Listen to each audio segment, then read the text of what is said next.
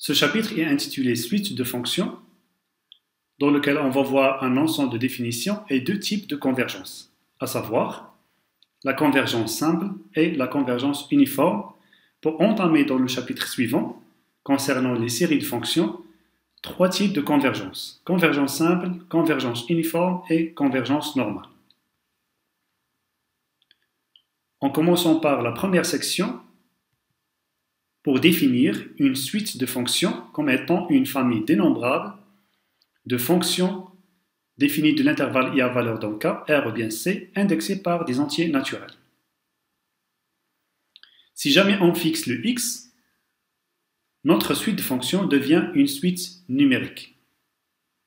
Par exemple, en considérant cette famille dénombrable comme étant une suite de fonctions Fn, pour laquelle Fn de x est définie par cette expression. Cet exemple représente un exemple d'une suite de fonctions indexée par un entier naturel, et puis elle est définie sur R à valeur réelle.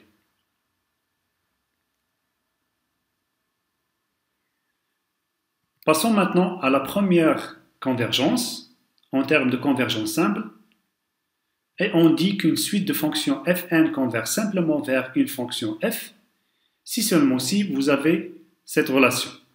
C'est-à-dire en faisant tendre le n vers plus l'infini, Fn de x va tendre vers f de x. Et on peut utiliser l'une des notations suivantes pour traduire cette convergence simple de la suite de fonctions Fn vers la fonction f. Plus encore, on dit qu'une suite de fonctions Fn converge simplement lorsqu'il existe une fonction f vers laquelle la suite de fonctions Fn converge simplement. Pour comprendre cette définition, on considère notre premier exemple de la suite de fonctions définie par cette expression qui est définie sur R. Pour établir la convergence simple, il suffit de faire tendre le n vers l'infini et on peut remarquer que notre suite de fonctions converge vers la fonction définie par la valeur absolue de x. Et donc, on peut écrire que Fn converge simplement sur l'intervalle R vers cette fonction. Considérons un deuxième exemple, une suite de fonctions définie par cette expression sur 0 plus l'infini. En étudiant la convergence simple, on fait tendre le n vers l'infini, bien sûr en faisant attention à la valeur de nx. C'est-à-dire pour x égale à 0, la valeur de Fn de 0 n'est autre que 1, et donc elle converge vers 1. Lorsque x est strictement positif, notre suite de fonctions converge vers 0. Et donc on peut dire que la suite de fonctions Fn converge simplement sur l'intervalle 0 plus l'infini vers cette fonction qui est définie par partie. Elle est égale à 1 pour x nul, elle est égale à 0 lorsque x est strictement positif.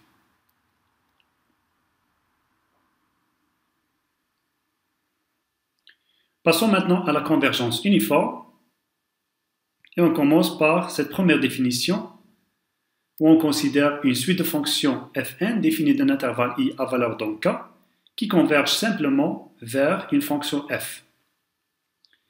Alors on dit que notre suite de fonctions converge uniformément vers cette fonction si on a cette relation.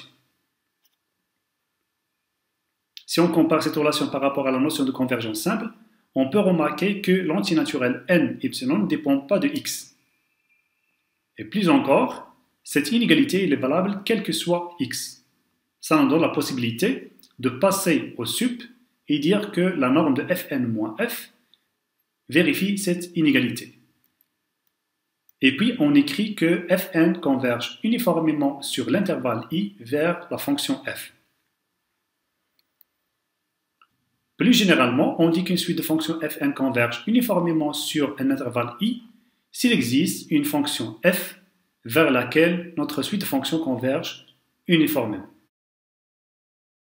Pour comprendre cette notion de convergence uniforme, on considère notre exemple d'une suite de fonctions définie par cette expression et on va montrer qu'on n'a pas de convergence uniforme sur l'intervalle 0 plus l'infini. En effet, on commence d'abord par la convergence simple en faisant tendre le n vers plus l'infini. On obtient que Fn converge simplement vers cette fonction qui est discontinu, défini par partie pour x égale à 0 et pour x strictement positif. Et puis on passe à la convergence uniforme, pour laquelle il faut montrer en principe que la norme de fn moins f converge vers 0. Mais dans notre exemple, ce n'est pas le cas, puisque à la donnée d'un cas particulier du xn, on a le sup de cet écart est supérieur ou égal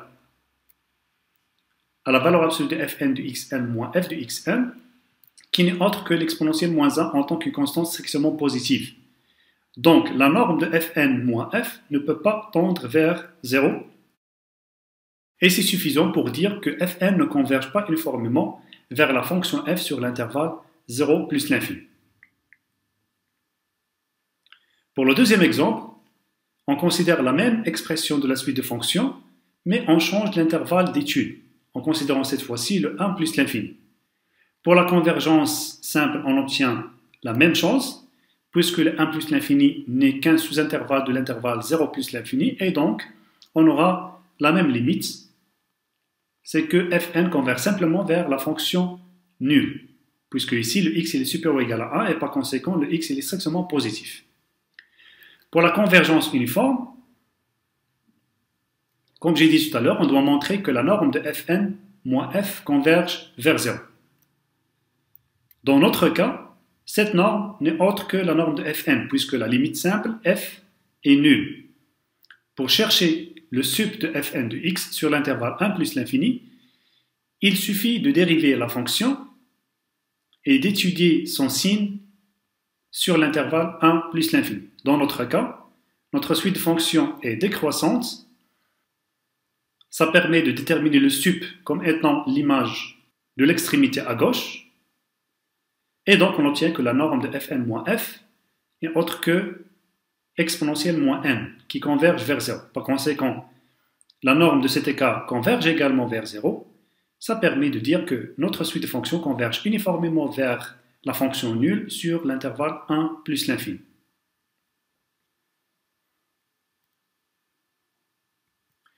Ce qu'on peut remarquer à partir de ces définitions et exemples, que la convergence uniforme, elle dépend fortement de l'ensemble I, comme on l'a vu dans le deuxième exemple précédent, où on a établi la convergence uniforme sur l'intervalle 1 plus l'infini.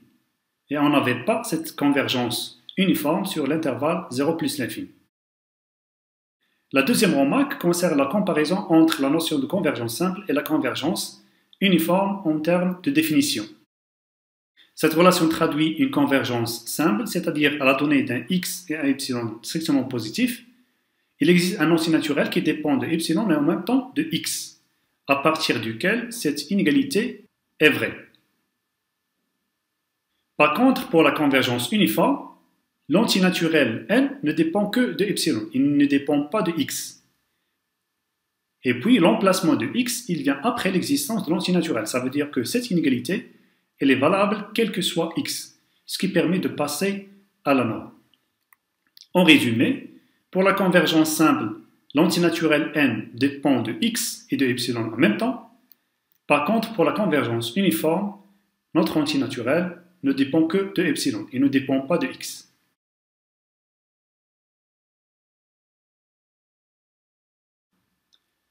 On va discuter maintenant une condition nécessaire et suffisante pour avoir la convergence uniforme.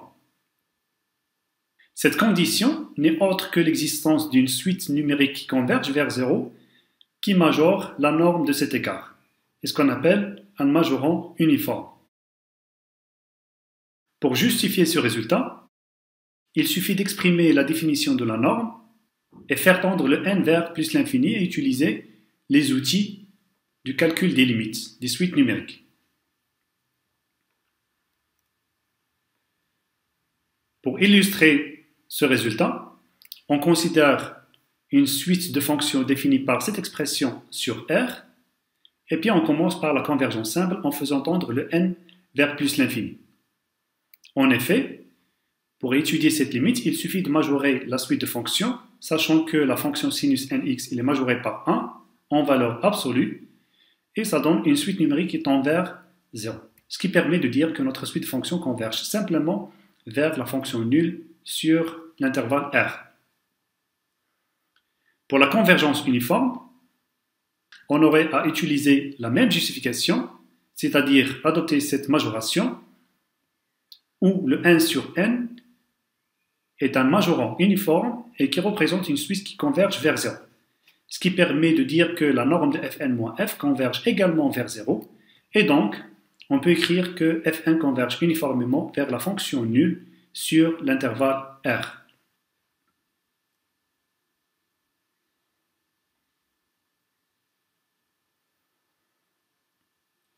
D'autres techniques qui permettent d'étudier la convergence simple ou bien la convergence uniforme, c'est l'objet de la première remarque.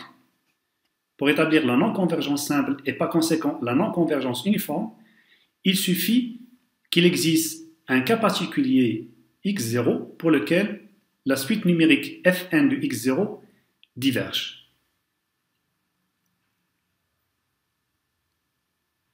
Et puis, si jamais notre suite de fonctions converge simplement vers f, et si la suite de fonctions converge uniformément, alors cette convergence n'est que vers la fonction f. Autrement, avant d'étudier la convergence uniforme, il faut commencer d'abord par la convergence simple pour déterminer la fonction f.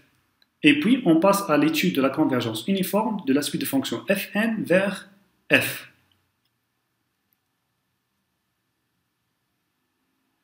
Et puis, l'objet de la troisième remarque, c'est que la convergence uniforme, elle dépend du type de l'intervalle. C'est-à-dire, si jamais on établit la convergence simple de fn vers f sur un intervalle i, on peut ne pas avoir la convergence uniforme sur le même intervalle. Et si jamais on change l'intervalle, on peut gagner la convergence uniforme.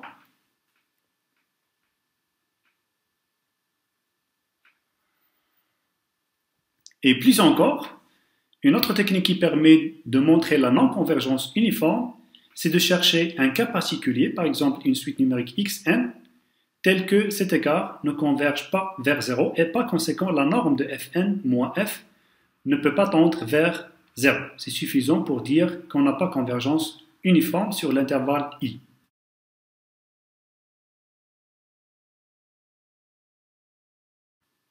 Maintenant, on va voir que cette convergence uniforme est suffisante pour pouvoir permuter la limite en n et la limite en x. En considérant une suite de fonctions fn qui convergent uniformément vers f, et puis on suppose que cette limite existe. Alors, la limite lorsque n tend vers l'infini de Ln existe, également cette limite existe, et puis on a le droit de permuter ces deux limites en n et en x. Discutons maintenant un résultat basé sur la convergence simple au niveau de la monotonie, c'est-à-dire à la donnée d'une suite de fonctions qui converge simplement vers une fonction f sur un intervalle i, alors c'est suffisant pour conserver la monotonie. Autrement, si fn sont monotones, alors la fonction f aura la même monotonie que la suite de fonctions fn. Le deuxième résultat de cette proposition traduit une condition suffisante pour la conservation de la continuité. À la donnée d'une suite de fonctions continues qui convergent uniformément vers une fonction f sur un intervalle i, c'est suffisant pour la continuité de la fonction f sur le même intervalle. Pour justifier le premier résultat, il suffit d'utiliser les techniques classiques pour établir la conservation de la monotonie entre la suite de fonctions fn et la fonction f à la donnée de la convergence simple de fn vers f sur l'intervalle i. Et pour justifier le deuxième résultat, il suffit de montrer que f de x converge vers f de x0 lorsque x tend vers x0 pour traduire la continuité de la fonction f. En effet, en remplaçant f de x par la limite lorsque n tend vers l'infini de fn de x, qui traduit la convergence simple, et puis on permute la limite en x et la limite en n, traduite par la convergence uniforme, on obtient cette relation, et puis on remplace cette limite de fn de x lorsque x tend vers x0 par fn de x0, et puis on a cette relation issue de la convergence simple de la suite de fonctions fn.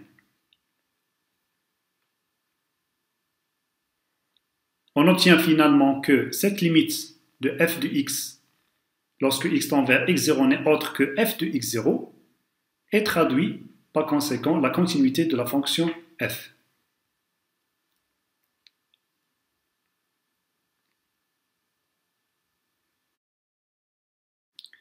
Une remarque très importante concerne la possibilité de montrer la non-convergence uniforme dans le cas où la limite simple f n'est pas continue.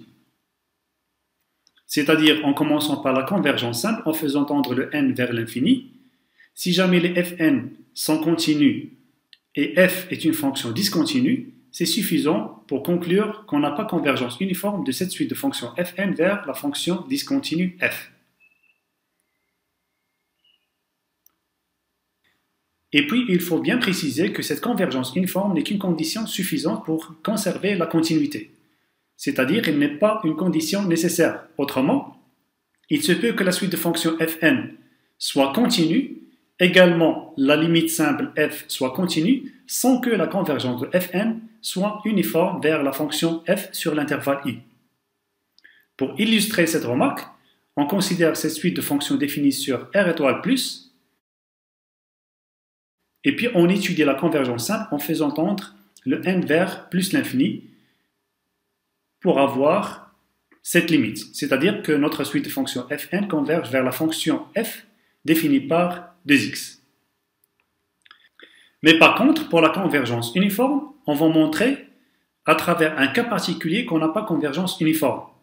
En effet, en considérant cette suite numérique 1 sur n, pour laquelle on a cette inégalité qui est classique, et puis cet écart, il est égal à une suite qui ne converge pas vers 0. Ça tend vers 1 qui est strictement positif. Donc ça permet de dire que cette norme ne converge pas vers 0, et donc on n'a pas convergence uniforme de fn vers f sur R étoile plus, malgré que la suite de fonctions fn ainsi que la fonction f sont toutes continues.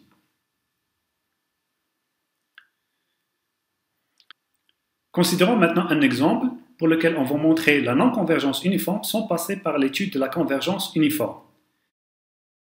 En considérant toujours une suite de fonctions égale à cette expression définie sur 0 plus l'infini, et puis on fait tendre le n vers plus l'infini pour dire que fn converge simplement vers cette fonction qui est discontinue. Alors puisque la suite de fonctions fn est continue, c'est suffisant pour dire que notre convergence de fn n'est pas uniforme vers la fonction f sur l'intervalle 0 plus l'infini.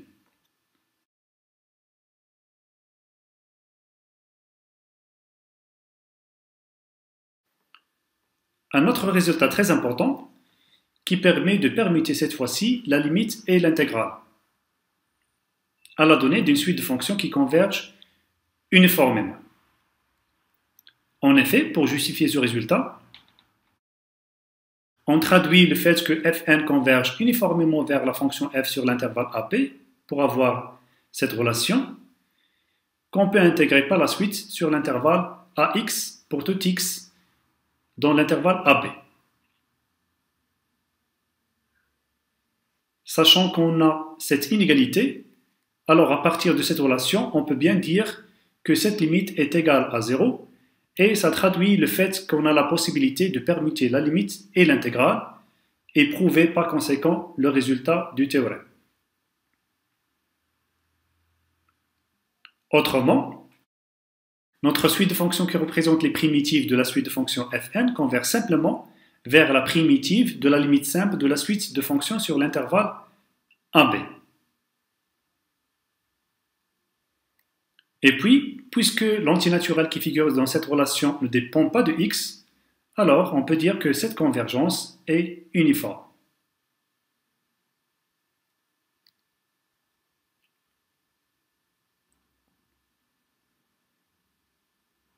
On peut remarquer maintenant que l'interversion de la limite et l'intégrale est parfois possible sans avoir besoin à montrer la convergence uniforme.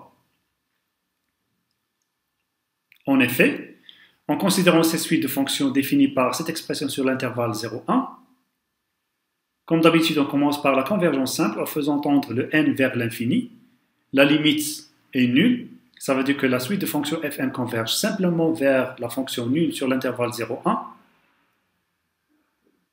Et pour la convergence uniforme, on peut bien remarquer que la norme de fn moins f, qui n'est autre que la norme de fn, est égale à 1 qui ne converge pas vers 0. Donc, on n'a pas de convergence uniforme de notre suite de fonctions vers la fonction nulle sur l'intervalle 0, 1. Par contre, on peut bien remarquer que la limite de l'intégrale est égale à l'intégrale de la limite, malgré qu'il n'y a pas de convergence uniforme de la suite de fonctions fn. C'est-à-dire que la convergence uniforme n'est qu'une condition suffisante et elle n'est pas nécessaire.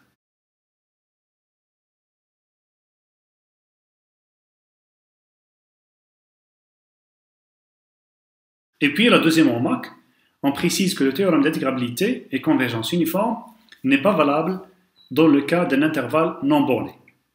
En effet, en considérant ces suites de fonctions définies sur l'intervalle 1 plus l'infini, qui convergent simplement vers la fonction nulle, et puis on peut bien établir qu'on a également la convergence uniforme en majorant la norme de fn moins f par un majorant uniforme qui converge vers 0. C'est suffisant pour dire qu'on a convergence uniforme de fn vers la fonction nulle. Mais par contre, on a l'intégrale de la limite de la suite de fonctions est différente de la limite de l'intégrale de notre suite de fonctions.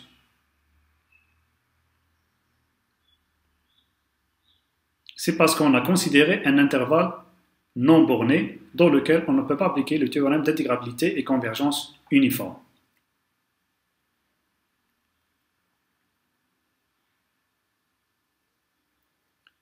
Passons maintenant au dernier résultat de ce chapitre qui concerne la possibilité de permuter la limite et la dérivée.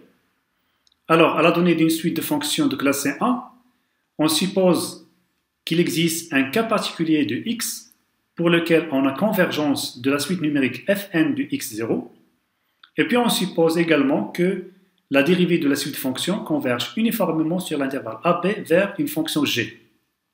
Alors on obtient deux choses.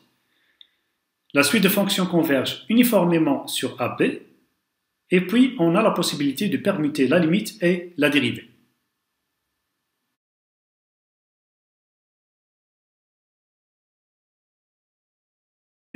Mais ce qu'on peut remarquer à partir de ce résultat très important, c'est que la convergence de la suite de fonctions fn est une conséquence et non pas une hypothèse.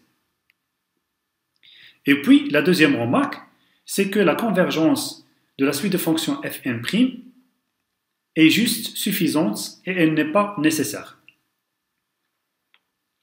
Pour illustrer ces remarques, on va considérer ces suites de fonctions qui sont continues et de classe C1 sur l'intervalle 0a. On va montrer la convergence uniforme de la suite de fonctions fn' en dérivant d'abord la suite de fonctions qui converge simplement vers cette fonction en faisant tendre le n vers l'infini. Et puis on peut déterminer la norme de fn' moins g qui n'est autre que cette suite numérique qui converge vers 0. Donc on a bien la convergence uniforme de la suite de fonctions fn' vers g. Par contre, on peut bien remarquer que la suite de fonctions fn ne converge pas uniformément sur l'intervalle 0a. C'est parce que ces suites de fonctions ne convergent pas lorsque n tend vers l'infini à cause de cette suite numérique moins à la puissance n qui ne possède pas de limite lorsque n tend vers l'infini.